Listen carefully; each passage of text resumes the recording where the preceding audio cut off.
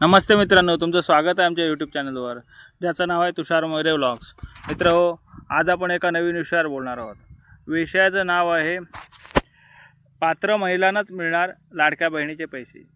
मित्रहो, आज आपण मुख्यमंत्र्यांनी एक पत्रकार परिषद घेतली होती. आज आपण बघितलीच असेल की मुख्यमंत्र्यांनी असं सांगितलं आहे की फक्त ज्या पात्र महिला आहेत त्यांनाच लाडक्या बहिणीचे पैसे मिळणार. कारण काही महिलांनी फसवून फॉर्म भरले आहेत, म्हणजे त्यांचं उत्पन्न 2.5 लाखाच्या वरती आहे. परत ज्यांच्या घरी गाडी आहे किंवा ज्या श्रीमंत आहेत त्या महिलांनी देखील लाडक्या बहिणीसाठी ॲप्लिकेशन दिलं होतं. अशा महिलांना अपात्र करण्यात आलेलं आहे. किंवा जे काही महिलांना सरकारी नोकरी आहे त्यांनी देखील फॉर्म भरला होता. तसेच काही महिला श्रीमंत असून देखील त्यांनी ते फॉर्म भरलेला आहे, त्याच्यामुळे त्यांना अपात्र करण्यात आले आहे. तर काही महिलांनी KYC पण केलेली नाही आहे, अशा महिलांना देखील त्यांनी अपात्र केलं आहे. त्याच्यामुळे आज 81 लाख महिला ह्या अपात्र ठरलेल्या आहेत.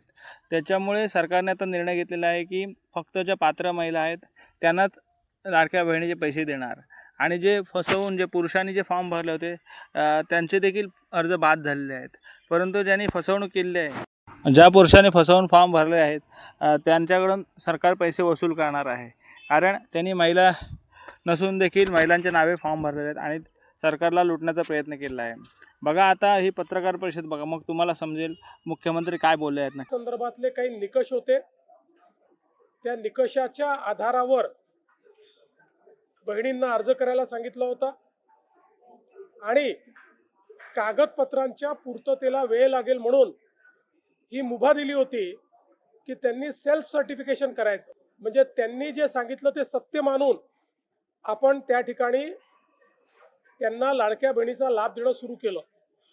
पण अर्थातच आपण ज्यावेळी कुठलाही सरकारी पैसा खर्च करतो त्यावेळी त्याचं CAGचं ऑडिट होतं आणि CAGच्या ऑडिटमध्ये निकषांप्रमाणे अर्ज आहेत की नाही याची माहिती द्यावी लागते. आणि म्हणूनच योजना सुरू झाल्यानंतर आपण त्याचं KYC सुरू केलं आणि वेगवेगळे जे डेटाबेस होते त्याच्याशी कंपॅरिझन सुरू केलं, ज्याच्यामध्ये इन्कम टॅक्स विभागाकडनं आपण माहिती घेतली. सरकारचे जे काही कर्मचारी आहेत त्यांचं जिथनं पेमेंट होतं त्या पोर्टलमधनं आपण माहिती घेतली. जो काही आपला परिवहन विभाग आहे याच्यामध्ये मोटरची ओनरशिप कोणाकडे आहे 4 व्हीलरची याच्या डेटाबेसची माहिती घेतली. रेशन कार्ड याच्या डेटाबेसची माहिती घेतली आणि ही सगळी माहिती आपण ज्यावेळेस कोलेक्ट केली त्यावेळी असं लक्षात आलं की 5 लाख लोक असे आहेत ज्यांच्या घरी सरकारी नोकरी आहे. 14,000 तर पुरुषच निघाले. जवळपास 10 लाख असे निघाले की ज्यांचं उत्पन्न 2.5 लाखापेक्षा जास्तीचं आहे. अशा वेगवेगळ्या डेटाबेसमध्ये जे लोक अपात्र झाले त्यांना आपण अपात्र केलेलं आहे. त्यासोबत आपण हे सांगितलं होतं KYC करून घ्या, म्हणजे जे काही माहिती तुम्ही सादर केलेली आहे ती आतापर्यंत सत्य मानण्यात आली, आता त्याची कागदपत्र द्या. पण मोठ्या प्रमाणात KYC झाली नाही. आता एक गोष्ट आपण लक्षात घ्या की ज्यांना अर्ज करता येतो, सेल्फ सर्टिफिकेशन करता येतं, त्यांना KYC करता येत नाही असं मानणं काही योग्य नाही. पण जवळपास 9 महिने सातत्याने पाठपुरावा केल्यानंतरही ज्यांनी KYC केली नाही ते अर्थातच कुठल्या तरी एखादा निकष पार पाडत नाही म्हणून त्यांनी KYC केली नाही. आणि म्हणून हे जे काही आत्ता या ठिकाणी जवळपास जे काही तुम्ही सांगितलं 60 लाख 80 लाख जो काही आकडा तुम्ही दिलेला असेल, तर ते लोक या योजनेच्या पात्रतेचे निकष हे पूर्ण करताना दिसत नाही.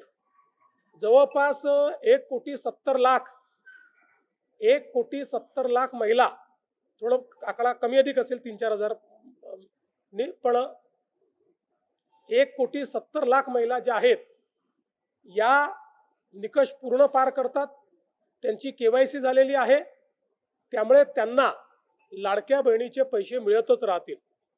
ज्यांनी KYC केली नाही त्यांना आता आम्ही पैसे देणार नाही, पण त्यांना दिलेले पैसे आम्ही वसूलही करणार नाही. मात्र 14,000 ज्या पुरुषांनी पैसे घेतलेले आहेत त्यांच्याकडनं मात्र पैसे हे वसूल केले जातील. त्यामुळे नीट सायंटिफिक प्रोसेसने या सगळ्या गोष्टी केल्या आहेत. आणि आजही यांच्यापैकी कोणी जर KYC करणार असेल तर आम्ही विंडो ओपन करायला तयार आहोत आणि त्यांना लाभ द्यायला तयार आहोत.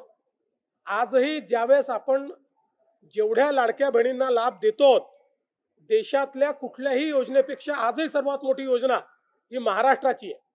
आजही देशामध्ये एवढा लाभ 1,70,00,000 कुठलंच राज्य देत नाही जे महाराष्ट्र देत आहे. आता तुम्ही मुख्यमंत्र्यांची पत्रकार परिषद बघितली असेल. त्यांनी जे सांगितलेले मुद्दे आहेत की फक्त पात्र महिलांनाच आम्ही या योजनेचा लाभ देणार आहोत. मला असं वाटतं की सरकारने निवडणुकीच्या आधीच असं सांगायला होतं की आम्ही फक्त आपले निकष सांगायला होते आणि या असे निकष पूर्ण असतील त्यांनाच आम्ही या योजनेचा लाभ देणार असं सांगायला होतं.